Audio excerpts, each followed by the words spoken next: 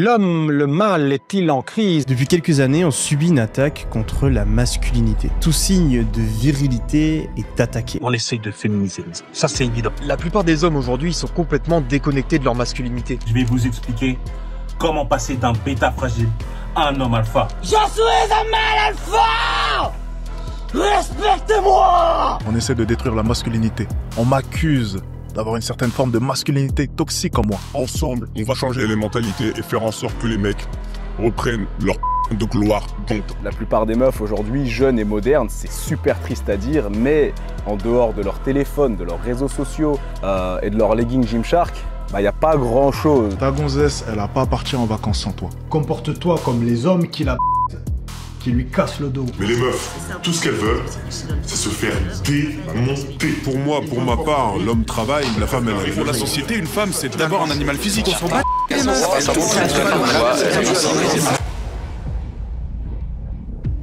Que ce soit sur YouTube, TikTok ou encore les médias traditionnels, on entend partout parler d'une crise de la masculinité. Selon beaucoup de personnes, la masculinité des hommes serait mise à mal dans notre société moderne, où des hommes restent s'empiffrer allongés devant des écrans, où certains portent maintenant des robes, du vernis et des crop tops, et où surtout, les femmes prennent de plus en plus d'importance. Et du coup, dépouillés de leur rôle traditionnel, les hommes deviendraient plus faibles, perdus et sans espoir, au point qu'on serait en train d'assister à une disparition complète de la masculinité. Il est devenu aujourd'hui presque illégal d'être masculin.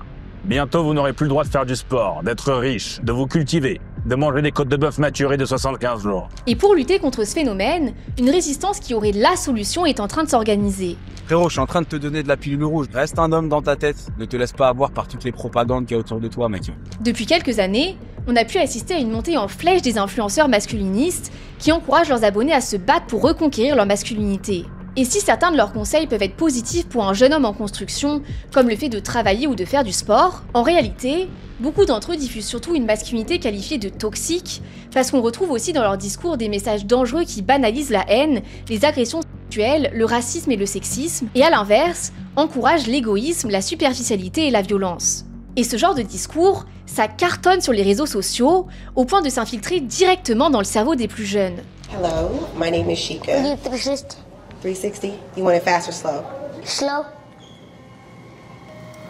L'influence de ces masculinistes est telle que l'alerte a été donnée en janvier 2024 par le Haut Conseil à l'égalité entre les femmes et les hommes, qui s'inquiète de la progression des réflexes masculinistes et des comportements machistes chez les jeunes hommes adultes. La mission interministérielle de vigilance et de lutte contre les dérives sectaires a aussi mis en garde contre l'essor du masculinisme dès 2022. Et au Royaume-Uni, les professeurs s'alarment tellement que le sujet est remonté jusqu'au Parlement. Speaker, the Times recently reported that schools across the UK are in crisis as the effects of online influencer Andrew Tate's vile misogyny infiltrates our classrooms and society. What is this government doing to tackle this misogyny, this incel culture and the radicalisation of young men in this country? Mais alors, pourquoi certains hommes d'aujourd'hui semblent aller si mal? Pourquoi la masculinité est maintenant automatiquement qualifiée de toxique ou d'être en crise? Et surtout, qu'est-ce qui est vrai ou faux dans tous ces messages qu'on peut trouver sur les réseaux? D'ailleurs, aujourd'hui, beaucoup d'hommes refusent de rester coincés dans un job qui leur correspond pas. Du coup, un grand nombre se lance dans l'entrepreneuriat, et les femmes aussi d'ailleurs. Mais faut dire que gérer une entreprise, ça peut être un vrai casse-tête. Déjà parce que quand tu lances ton activité, t'as 10 000 trucs à gérer. Les clients, les deadlines, les différentes tâches, et si tu t'organises pas, c'est vite la panique. Heureusement, Odoo propose une super app parmi tant d'autres pour t'aider à structurer tout ça avec une interface ultra simple pour que tu restes focus sur l'essentiel. C'est son app Projet. Odoo Projet, c'est une application qui te permet de suivre la progression de tes projets, des délais et de collaborer en temps réel. Pour ça, tu peux créer un tableau de bord personnalisé pour chacun de tes projets, avec des étapes personnalisées, des tâches, des sous-tâches, ce qui te permet d'avoir l'organisation la plus claire possible, même si tu as des projets complexes. Et ensuite, pour chaque tâche, tu peux assigner un responsable, définir une échéance, gérer les récurrences, ajouter des étiquettes et suivre sa progression. Et si tu collabores avec des équipes, tu peux taguer tes collègues, ajouter des notes ou joindre un fichier sur n'importe quelle tâche à partir du chatter intégré. Ce que j'adore vraiment, c'est que tout est super intuitif. Tu peux par exemple choisir en fonction de tes besoins entre la vue Kanban, la vue liste et la vue Gantt. Et chez Odoo, il y a plein d'autres applications tout aussi pratiques pour faciliter la gestion quotidienne de ton entreprise, puisque c'est un logiciel de gestion tout en un qui propose aussi des applications de facturation, de comptabilité, de création de sites, etc. Tu peux tester sans aucun risque, vu que la première application est gratuite à vie, ce qui inclut aussi l'hébergement et le support illimité. Et ensuite, si tu veux profiter du reste, tu peux accéder à l'ensemble des applications à partir de 19,90 € par mois. Alors si tu veux découvrir Odoo Projet et toutes leurs autres applications, clique sur mon lien dispo en description.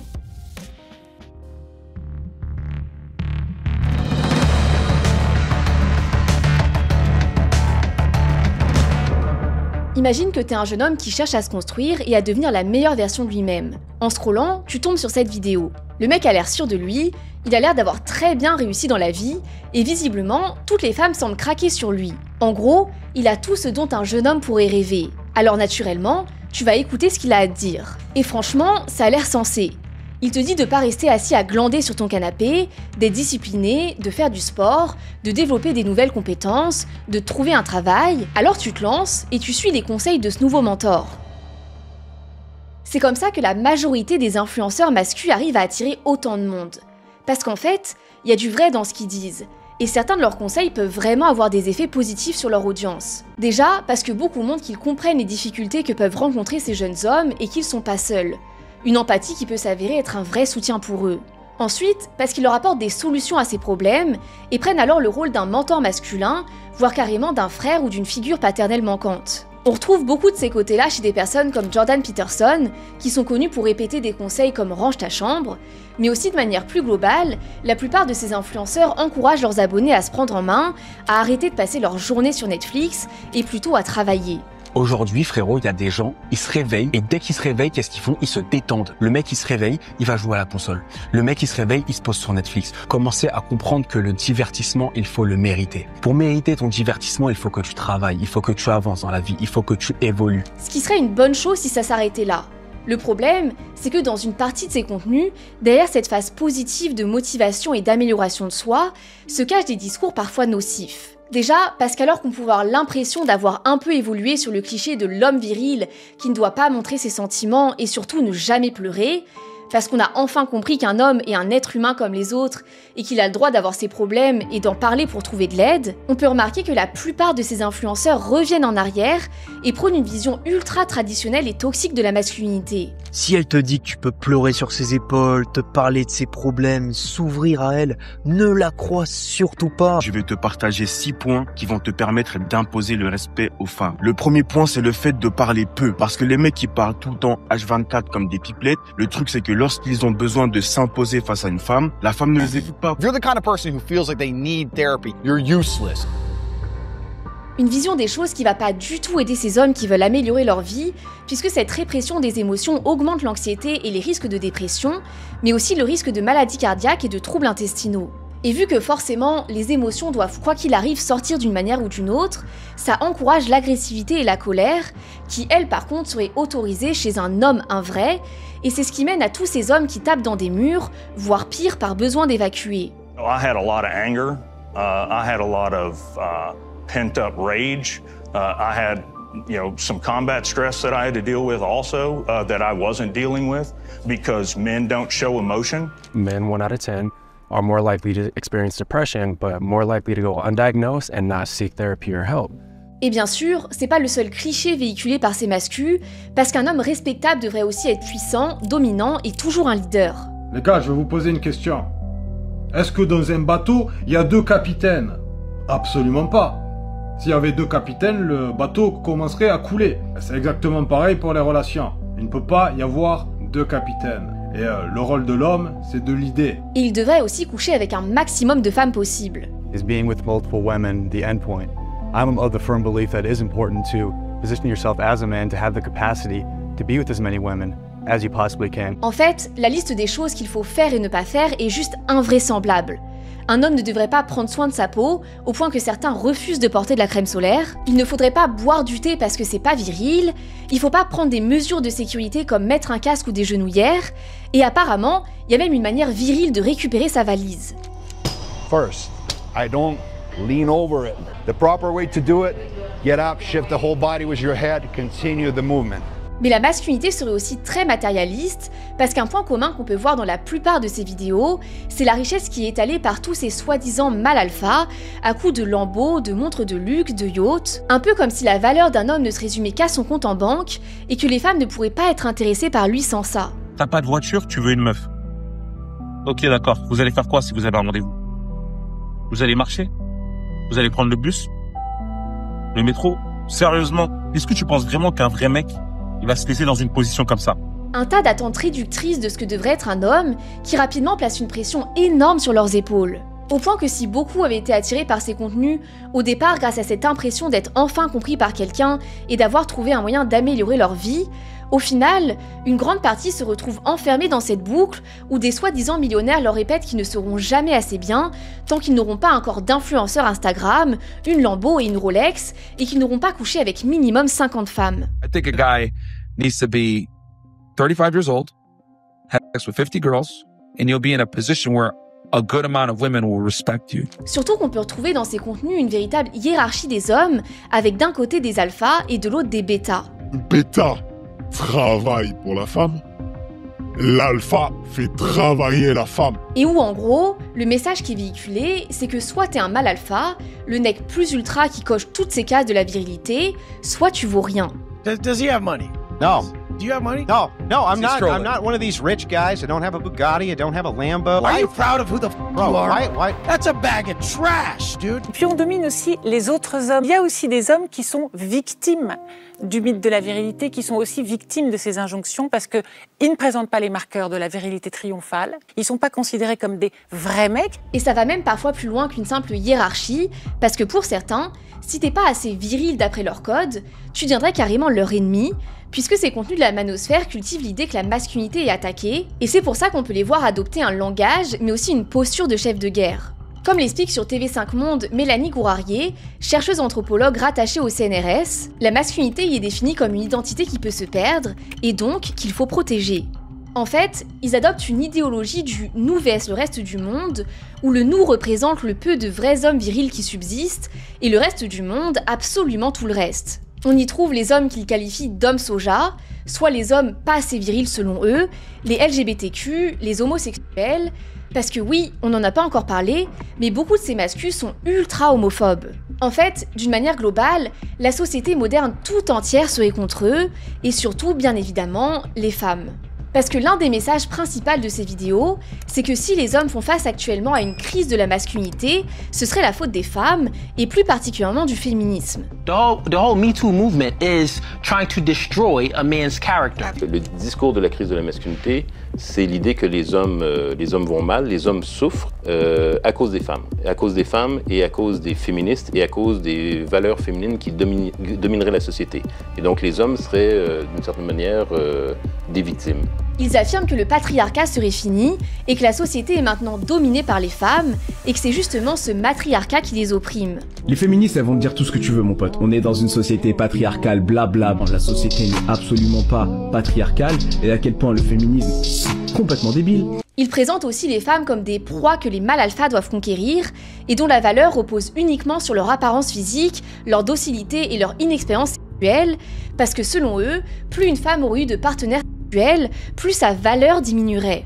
Une femme s'en tape du nombre de femmes que tu t'es tapé. Par contre, toi, tu fais attention à son passé. Tu t'en fous de son évolution professionnelle et financière. Ce qui compte vraiment, c'est le nombre de gars qu'elle s'est tapé avant toi. Et ce qu'ils veulent, c'est reprendre leur puissance en remettant la femme à sa place inférieure, que selon eux, elle mériterait. Oui, les femmes sont attirées par les hommes qui pensent être supérieurs à elles. Et s'il y a besoin pour ça que l'homme affirme son autorité sur elle, ils n'hésitent pas à encourager ouvertement la violence. Quand une femme se comporte mal, vous devez y mettre des conséquences.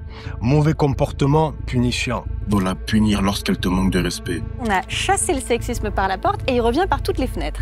Et en particulier quand même, et on le voit là, par les réseaux sociaux. Sur YouTube par exemple, on a fait condamner là, il y a encore 15 jours, un YouTuber qui s'amusait donc sur YouTube à se filmer en train de fouetter, enfin avec différents objets, des femmes nues. Et il incitait les autres à faire pareil en disant de toute façon les femmes c'est que des brefs, donc il faut les traiter comme ça, etc.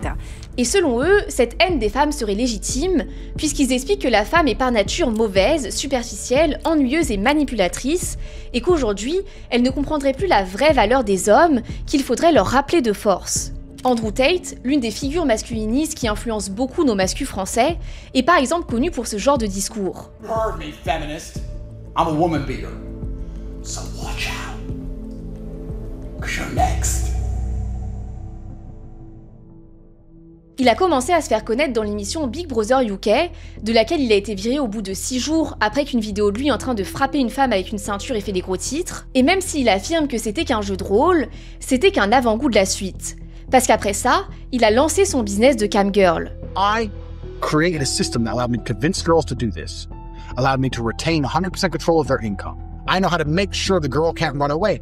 En 2022, il est accusé de trafic d'êtres humains et de viol parce qu'il aurait entre autres forcé des femmes à faire du contenu pornographique. Et rebelote en août 2024, où il est encore une fois accusé de trafic d'êtres humains, mais cette fois contenant des mineurs. Et si on peut penser que ça aurait détruit son image et que ses abonnés se seraient détournés de lui, pas du tout. Des centaines de personnes ont manifesté pour sa libération. Son influence est tellement importante que la police britannique souligne dans la BBC « Nous savons qu'une partie de l'augmentation des violences faites aux femmes est également liée à la radicalisation des jeunes en ligne. Nous savons que l'influence des influenceurs comme Andrew Tate, en particulier chez les garçons, est assez terrifiante. Et c'est quelque chose dont discutent les responsables de la lutte contre le terrorisme. Et le problème, c'est que ce type de discours cartonne. Déjà parce que c'est toujours rassurant de se dire que le problème, c'est pas nous mais les autres. C'est pour ça qu'on peut retrouver des discours comme « Si j'ai pas la vie que je veux, c'est pas de ma faute, c'est la faute des vilaines femmes qui me volent ma place », ou alors des discours du genre « Si j'ai pas de succès avec les femmes, c'est parce qu'elles sont trop superficielles ou avec des hommes non blancs qui nous volent nos femmes ». Alors oui, je sais ça fait peur, mais c'est vraiment le genre de réflexion qu'on peut trouver dans ces communautés. Et si ce genre de discours atteigne une audience aussi large, c'est aussi parce que ces discours misogynes viennent se cacher parmi un tas d'autres conseils qui peuvent paraître sensés et bénéfiques comme on l'a vu tout à l'heure. Et le truc, c'est qu'en raison d'un biais psychologique nommé l'effet de halo, lorsqu'une personne exprime majoritairement des idées avec lesquelles on est d'accord, on a naturellement tendance à la percevoir comme globalement fiable, ce qui peut nous amener à minimiser ou à accepter plus facilement ses propos problématiques. Je pense que j'étais un peu en train de me dire qu'ils abusent un peu parce qu'ils sont quand même bien miso et tout, mais ils n'ont pas totalement tort et puis au moins ils en parlent, quoi. Je pense que c'était rassurant. Tu vois, il y en a plein, ils ont effectivement des gros problèmes avec les femmes, il y avait des discours qui faisaient un peu sens et puis il y avait des mecs complètement tarés, quoi. Et tout ça, ça se mélangeait un peu. Parce que moi, cet élément de bon sens qui avait beaucoup parlé, d'ailleurs, je me suis dit, ah, c'est pas mal, je vais écouter ce qu'il dit ce mec-là. Et derrière, il te balançait des bombes misogynes. Et vient s'ajouter à ça encore un autre phénomène qui facilite la propagation de ces contenus masculins, c'est que ce contenu extrême et choquant réunit tout ce qu'il faut pour percer sur les réseaux. Prenons l'exemple de cette vidéo qui a retourné Internet il y a quelques semaines. It's your body, my choice. And men, women again, you will never control your own bodies. Your body, our choice. En seulement quelques jours, la vidéo a envahi tous les réseaux sociaux et a cumulé plus de 20 millions de vues sur X, l'ancien Twitter pour ceux qui ont du mal à s'y faire. Et en voyant ça, on peut se demander pourquoi les plateformes ne bannissent pas tout simplement ce type de contenu. D'abord, faut savoir que la plupart de ces contenus ne rentrent pas dans la case de l'illégalité, parce qu'en fait, ils partagent souvent une opinion qui est protégée par la liberté d'expression et qui permet à chacun de partager ses idées en ligne. Mais ensuite, faut surtout réaliser que ces plateformes n'ont pas forcément d'intérêt à les supprimer. Parce que le but des réseaux sociaux, c'est de nous faire rester le plus longtemps possible sur leur plateforme. Ils doivent nous captiver. Et c'est exactement ce que font ces vidéos qui attirent l'attention, suscitent des émotions fortes, qu'elles soient positives ou négatives, et créent un max d'engagement. Et ça fait que malheureusement, elles ont le mix d'ingrédients parfait pour cartonner sur les réseaux. Et si on prend du recul, on peut remarquer que plus globalement, la majorité des vidéos qui créent un clivage dans la population en venant critiquer un autre groupe fonctionnent très bien sur les réseaux. Et vous l'avez compris, dans notre cas, le groupe critiqué, c'est les féministes, voire plus globalement, toutes les femmes. Parce que ce sont des contenus qui sont très très populaires, ils remontent dans l'algorithme, donc on passe plus de temps sur la plateforme, et donc ça rémunère aussi la plateforme en termes de publicité. Détester les femmes, cracher sur elles, se moquer d'elles, les hiérarchiser, ça devient quelque chose qui marche très bien en fait sur Internet, qui est très populaire, et qui est un argument marketing comme les autres, et donc la haine des femmes, ça paye. Le problème, c'est que ces idéologies ne restent pas uniquement sur les réseaux, mais qu'elles peuvent s'infiltrer ensuite dans la vraie vie. Par exemple, suite à cette vidéo, on a pu voir des étudiants répéter le slogan « Your body, my choice » dans une université de Louisiane, et de manière globale, on peut retrouver des parents désespérés de voir leur fils en train de changer, des professeurs inquiets, ou alors des ex-copines ou ex-compagnes qui expliquent avoir perdu ou ne plus reconnaître leurs hommes à cause de ce phénomène. Je crains qu'un influenceur en ligne n'ait radicalisé mon fils. Andrew Tate et les réels Instagram Alpha Male ont ruiné mon petit ami. Andrew Tate a ruiné ma relation. They are being radicalized online through gaming, YouTube, everything. to hate women, to see them as property, to devalue anything that they think or do. Their feeds are filled with rhetoric to hate women. You have to talk to your sons. On peut carrément remarquer que la Gen Z est la plus divisée en matière de relations hommes-femmes, avec des jeunes hommes qui deviennent de plus en plus conservateurs et anti-féministes, et de l'autre côté, des jeunes femmes de plus en plus féministes et progressistes. Comme l'explique le Haut Conseil à l'égalité entre les femmes et les hommes, le clivage se confirme et se polarise. Les auteurs du rapport s'alarment en constatant que plus l'engagement en faveur des femmes s'exprime dans le débat public, plus la résistance s'organise. Ce clivage est tel qu'on assiste à la naissance du mouvement Forbi de la part des femmes, qui signifie pas de mariage, pas de relation, pas d'enfants, pas de sexe avec les hommes, parce qu'elles préfèrent vivre totalement de leur côté et ne pas subir cette misogynie de la part des hommes. Et le plus triste, c'est le type de commentaires qu'on peut trouver sous ces vidéos, du genre « On s'en fout si vous voulez pas de nous, on vous prendra de force ». En fait, on assiste à la naissance d'une véritable haine des deux côtés. Are not meant to be dominant. Men are meant to be submissive. They're meant to be worker ants. They're supposed to listen to women. The men do not have the ability to think for themselves. They don't. They don't have higher intellect. We women must take charge. They are useless without us. They can't do nothing. Feminism all the way. Mais tristement, c'est pas vraiment étonnant qu'on en soit arrivé là.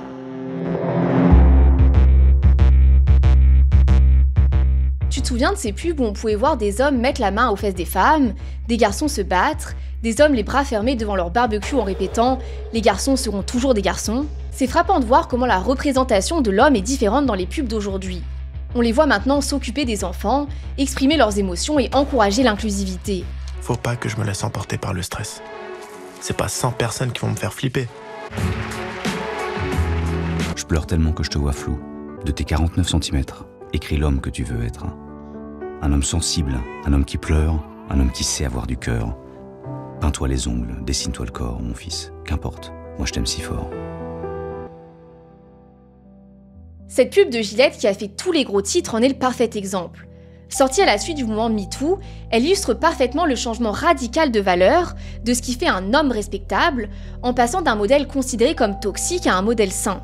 Et ces pubs reflètent à la perfection les attentes plus globales de notre société, qui valorise maintenant un homme moderne qui va chercher les enfants à l'école, fait la cuisine et traite les femmes comme des égales. On peut d'ailleurs aussi voir que même les célébrités mises en avant par les médias comme des exemples d'une bonne masculinité n'ont plus rien à voir avec avant.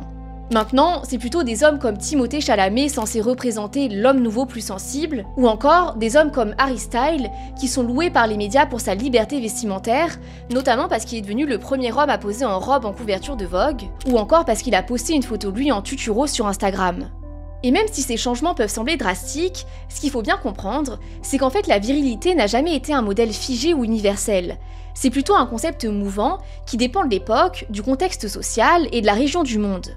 Dans la Rome antique, par exemple, la virilité était liée au courage militaire, à l'honneur, et aussi à l'éloquence et la participation à la vie publique.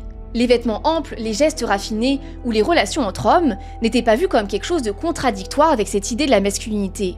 Ensuite, sous Louis XIV, les hommes portaient des perruques poudrées, des talons hauts et du maquillage, et c'était perçu comme des symboles de pouvoir et non de féminité. Au XVIIIe et au XIXe siècle, on passe à la figure des hommes sensibles, artistes et émotifs, qui étaient valorisés dans certaines classes sociales. C'était un homme plutôt romantique, mélancolique et passionné, comme on le retrouve chez Rousseau. Puis petit à petit, un modèle plus dur de virilité s'est imposé dans les sociétés occidentales modernes. Avec la révolution industrielle, l'homme devient un travailleur productif, discipliné et responsable du foyer. C'est le début du virilisme fonctionnel, associé à la force et à la rationalité. Et les guerres mondiales ont ensuite figé un modèle plus militaire de la virilité, avec un soldat courageux, stoïque, qui ne montre pas ses émotions. On peut alors voir que l'homme devient un rempart contre la fragilité, un héros silencieux, et c'est ce modèle qui est resté ancré jusque dans les années 50. On a ensuite Hollywood qui prend le relais, avec des personnages comme John Wayne, Clint Eastwood et James Bond, qui imposent une virilité cool, virile et dure à cuire. Et c'est précisément ce modèle de masculinité fantasmée qui est exporté partout dans le monde à travers le cinéma et la publicité. En fait, ce que cette petite virée à travers l'histoire montre, c'est que la définition de « c'est quoi être un homme » a énormément changé à travers l'histoire, et qu'au final, il n'y a pas une seule et même définition fixe. C'est ce qu'essayent de montrer certains artistes, intellectuels, activistes ou médias actuels en diffusant le message qu'on peut être un homme sans forcément se conformer à ce modèle ultra viril dominant. On peut par exemple accepter ses émotions, sa vulnérabilité, sa complexité, tout en restant masculin. Et franchement, je trouve que c'est une super chose de voir ces nouveaux modèles de masculinité émerger, parce que bien sûr que c'était toxique de prôner un modèle de masculinité macho, insensible et bagarreur comme avant.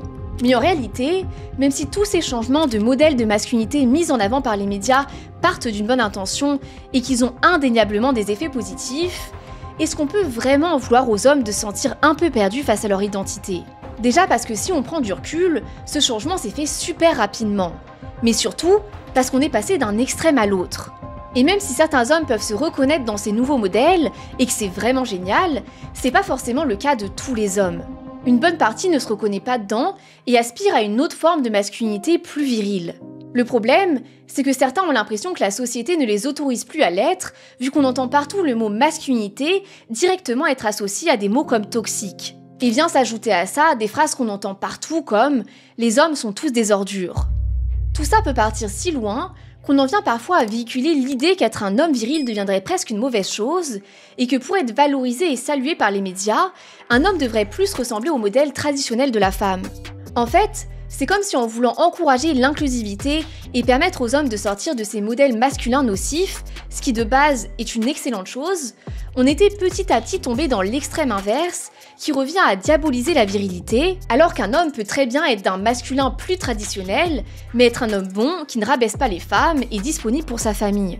Et c'est ce qui explique que les hommes peuvent se sentir attaqués, opprimés, et avoir l'impression qu'ils doivent partir en guerre contre la société pour protéger leur masculinité. Et c'est facile de pas prendre au sérieux leur mal-être, parce qu'après tout, on se dit que les hommes sont pas à plaindre. Malgré les évolutions, on reste dans une société patriarcale. Les présidents français ont toujours été des hommes et le seront encore probablement dans les années à venir. Seulement 26% des entreprises françaises sont encore aujourd'hui dirigées par des femmes, et plus la taille de l'entreprise augmente, plus le chiffre chute. Par exemple, en 2024, seules 3 femmes occupaient des postes de PDG au sein des entreprises du CAC 40. Quand on voit ça, on se dit qu'il y a plus important que cette crise identitaire des hommes. Et oui, l'égalité des hommes et des femmes est une vraie cause pour laquelle il faut se battre, parce que c'est clairement pas encore ça. Mais il faut aussi réaliser que la souffrance de certains hommes est réelle, et que c'est pas parce qu'on cherche à élever un groupe qu'il faut délaisser l'autre. 63% of young men are single. During COVID, the decline in enrollment was 7 times higher for men. 71% of males held a full-time job in 2021, down from 85%. Youth unemployment, it has risen to 15.2% in the UK. D'autant plus que pour les hommes, les messages peuvent sembler assez contradictoires. D'un côté, on a cette vision saine de l'homme valorisée dans les médias d'aujourd'hui, et de l'autre côté, beaucoup peuvent encore avoir des parents ou des grands-parents qui leur disent qu'un garçon ne doit pas pleurer ou ne doit pas être faible. On peut aussi retrouver ce côté assez ambigu dans le milieu de la séduction, où on peut entendre certaines femmes dire vouloir des hommes plus féministes, plus ouverts et plus modernes, mais continuer parfois à dire à côté « un vrai homme ne devrait pas faire ça ». The box has gotten so small for just being, say, straight. Just being a hetero, right? Because if you do anything, women judge you. What do you mean anything? If I dance a certain way, or if I wear my hair a certain way, if I dress a certain way, they go, real men don't do that. Les messages sont tellement contradictoires que beaucoup peuvent se sentir perdus et ne plus savoir quoi faire. Et ça, c'est terrible pour l'esprit humain. Parce que même si avoir des normes trop strictes peut nous enfermer, la réalité c'est que les jeunes hommes d'aujourd'hui n'ont pas vraiment de cadre pour se construire. Et ça peut être problématique, vu que de manière générale, l'être humain aime avoir une certaine structure, un chemin à suivre pour savoir dans quelle direction il doit aller. C'est pour ça qu'on peut voir autant d'hommes à la recherche de cadres stricts, de rites et d'épreuves à passer pour faire d'eux un vrai homme, comme avec la montée des camps masculinistes, où on peut voir des groupes d'hommes partir dans la forêt, crier, ou plutôt se faire crier dessus, se rouler dans la boue, ramper sur des graviers et plonger dans de l'eau glacée.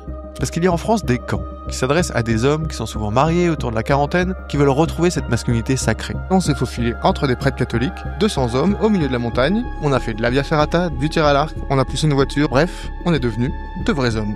En soi, ce concept n'a rien de nouveau, et ça s'inspire des pratiques qui ont longtemps existé, et qui existent d'ailleurs toujours aujourd'hui dans certaines parties du monde. C'est notamment le cas à travers les fameux rites de passage, où les hommes doivent passer certaines épreuves pour montrer qu'ils ont assez de courage, d'endurance et de résistance à la douleur. Par exemple, chez les Xhosa en Afrique du Sud, excusez-moi pour la prononciation, je sais pas comment ça se dit, les jeunes hommes subissent une circoncision traditionnelle en pleine nature sans anesthésie, et ils doivent ensuite vivre pendant plusieurs semaines en isolement pour guérir et apprendre les valeurs de l'âge adulte. Dans une tribu amazonienne, les jeunes garçons doivent mettre leurs mains dans des gants remplis de fourmis-balles, dont la piqûre est super douloureuse, et ils doivent supporter la douleur sans crier ni pleurer, et faire ça plusieurs fois pour être considérés comme des hommes. En Papouasie-Nouvelle-Guinée, dans la tribu Kalingara, ils doivent subir une scarification intense sur leur corps, qui forme des motifs qui imitent la peau d'un crocodile, et c'est cette douleur qui symbolise leur transformation en un homme fort et résilient. Alors on est d'accord, c'est super hard, et je suis contente que nos hommes français n'aient pas à passer par là. Mais heureusement, il y a aussi des versions plus douces de ces rites de passage. Et si je vous explique tout ça, c'est parce que ce qui est sûr, c'est qu'aujourd'hui, ce cadre n'existe plus vraiment pour beaucoup d'hommes occidentaux. Ce qui peut les amener à avoir un manque de repères sur ce que signifie vraiment être un homme de valeur. Parce que l'avantage de tous ces rites, c'est que ça donne un cadre précis où tu sais ce que t'es censé faire ou non. Et de manière générale, plus on est perdu, plus on est vulnérable aux personnes qui semblent être là pour nous apporter des réponses. Et c'est ce qui peut rendre certains garçons et certains hommes plus vulnérables aux discours dangereux des influenceurs. Have we got children who are under the influence or under the spell of the Andrew Tate persona? I have no doubt that we have. Do we have a sense of what masculinity should be in 2023? And I think the answer is no. And I think that creates a huge vacuum, in particular for young boys who don't know who they are. En réalité, beaucoup de leur audience sont juste des hommes perdus qui cherchent une connexion, une communauté, un but, et en soi, il n'y a rien de mal à chercher ça. Est-ce que je vais réussir à trouver l'amour de ma vie? Est-ce que je vais réussir ma vie? Est-ce que je vais réussir à avoir confiance en moi? Ce genre de choses. Et donc, en fait, ils amènent des solutions à des problèmes très complexes auxquels personne n'a forcément de réponse. Mais les masculinistes arrivent avec un programme clé en main très précis en disant il suffit de suivre ça et tu deviendras comme moi, donc très beau, très musclé. Le problème, c'est juste que ces personnes qu'ils trouvent sur les réseaux sociaux pour leur apporter des réponses sont loin d'être des modèles sains. Au contraire même, ces gens cherchent souvent à exploiter leurs faiblesses. Et on peut d'ailleurs remarquer que ce que font ces influenceurs, c'est souvent de retourner aux traditions, à ce qu'on connaissait avant avec cette vision de l'homme supérieur et sans émotion, et c'est pas vraiment étonnant, parce que ça a toujours été comme ça dans tous les domaines.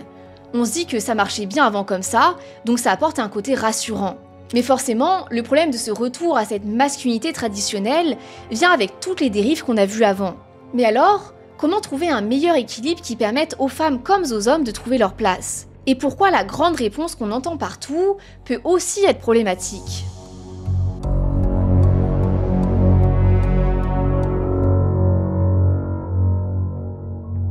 Aujourd'hui, on voit clairement que la différence entre les hommes et les femmes est moins marquée qu'avant. Jusque-là, chacun avait un rôle précis, souvent imposé par la société. D'un côté, les femmes devaient s'occuper des enfants et de la maison, et de l'autre côté, les hommes devaient travailler et toujours être forts. Mais maintenant, tout est en train de changer. Les femmes ont obtenu plus de droits, elles peuvent faire des études, travailler, voter. En gros, elles sont plus indépendantes et peuvent créer leur propre chemin. Et il y a aussi du changement chez les hommes, qui sont plus obligés de toujours jouer les durs, qui peuvent exprimer ce qu'ils ressentent, passer du temps avec leurs enfants, être sensibles, et c'est une excellente chose. C'est super de déconstruire ces modèles rigides de genre. Ça permet aux gens d'être plus libres, de ne pas se sentir enfermés dans une case, et ça favorise l'égalité, ce qui est vraiment essentiel. Et la différence joue beaucoup au niveau des enfants, qui peuvent se construire plus librement. Après, en ce moment, on peut aussi tomber sur pas mal de personnes qui cherchent à aller encore plus loin, en cherchant tout simplement à gommer les différences entre l'homme et la femme, pour uniquement nous voir tous comme des individus qui essayent de faire de leur mieux. C'est une belle réponse, parce que oui, dans le fond, on est tous des humains, et je pense qu'on a beaucoup à tirer de cette idée. Mais le truc, c'est que tenter d'effacer totalement du jour au lendemain ces différences, pour vouloir faire de nous des individus totalement neutres, n'est pas une solution viable pour tout le monde. On n'a pas forcément besoin d'être tous pareils, et avoir un modèle de genre qui nous inspire n'est pas une mauvaise chose. And I think a positive vision of masculinity has to be one that is specific, one that actually speaks to men, that doesn't say, well, Ben, to be non-toxic, you need to be more like women. But actually, what does it mean to be a man specifically? How is that good, and how can you be better? L'essentiel, c'est seulement de pouvoir piocher entre différents modèles, celui qui nous inspire et nous donne envie. Si c'est un modèle d'homme viril qui en inspire certains, c'est super pour eux. Tant qu'il ne véhicule pas des messages dangereux, pourquoi on y retrouverait quelque chose à dire? Je pense par exemple à des hommes comme Hassan Abi. Un homme peut avoir un corps de dieu grec, être un leader, être riche et avoir du succès avec les filles, sans pour autant haïr les femmes et dire aux hommes que soit c'est un alpha, soit il compte pas. Et si c'est d'autres modèles plus déconstruits qui en inspirent d'autres, c'est tout aussi bien. Je pense qu'il faut arrêter d'avoir une pensée trop binaire et tout simplement, à partir du moment où ils ne font pas de mal, laisser les gens être qui ils ont envie d'être. Aujourd'hui, on a plus le droit de se chercher, on a plus le droit de s'émouvoir. Et pour moi, pleurer pour un homme, je vois pas ça mal. C'est même bien. Ça montre qu'on est humain, on pleure, on a le droit de pleurer. Moi, je trouve que c'est important. Le fait d'être un homme, la société me dit « t'es comme ça ». Et moi, je me sens pas comme ça et j'ai pas envie de me sentir comme la société définit d'être un homme aujourd'hui. Après, c'est aussi important de prendre du recul sur cette notion de crise de la masculinité qu'on entend partout. Parce que si on creuse un peu, on s'aperçoit qu'en réalité, c'est loin d'être une notion nouvelle et que de tout temps, on a pu entendre que les hommes devenaient de plus en plus féminisés. Dans la Rome antique, des auteurs comme Sénèque et Juvénal se moquaient des hommes romains qui portaient de l'intérêt pour la poésie et la danse. Au XVIe siècle, Montaigne riait de certains hommes de son époque qui passaient plus de temps à peaufiner leur technique d'escrime de manière assez théâtrale qu'à réellement se battre. Et ça a été pareil au moment de la révolution industrielle, où on voit apparaître des critiques contre les jeunes hommes qui quittent le monde du travail manuel pour des emplois de bureau. En gros, on les accuse de perdre leur force physique et leur robustesse. En fait, on peut voir que ça existait même à des époques où les femmes n'avaient encore aucun pouvoir. Donc même si évidemment la montée du féminisme et la place de plus en plus importante qu'occupent les femmes dans la société, en pouvant maintenant voter et travailler, chamboule la place des hommes qui doivent s'adapter et trouver des nouveaux repères, en soi, cette notion de crise de la masculinité n'est pas nouvelle et n'est pas née directement de ces changements. Et quels seraient les déclencheurs de ce malaise masculin?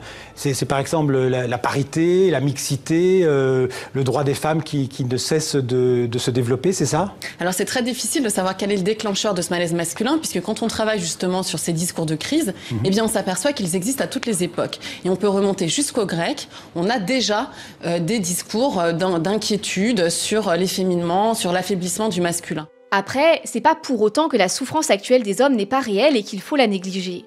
Et pour ça, je pense que c'est aussi important d'arrêter de voir les choses comme un jeu avec un gagnant et un perdant. C'est pas parce qu'on attribue certaines qualités à la masculinité que ça veut dire qu'une femme ne peut pas non plus les avoir. C'est pas parce qu'on dit que les hommes sont forts qu'on véhicule l'idée qu'une femme est faible. Et à l'inverse, c'est pas parce qu'on dit que les femmes sont empathiques que ça veut dire qu'un homme doit être froid et égoïste. On n'est pas les uns contre les autres. Pour que les choses évoluent vraiment positivement, on devrait plutôt chercher à évoluer ensemble et à s'élever ensemble. Les hommes ne sont pas l'ennemi des femmes, et les femmes ne sont pas l'ennemi des hommes. Il faut pas oublier que le plus important, c'est d'apprendre à se sentir bien dans sa peau et être aligné avec qui on est, peu importe son parcours, peu importe son genre. Ce qui compte, c'est de construire son identité sans vouloir l'imposer aux autres. Alors plutôt que de toujours se rabaisser, on ferait mieux d'enfin s'écouter pour que, hommes comme femmes, tout le monde puisse enfin bien se porter.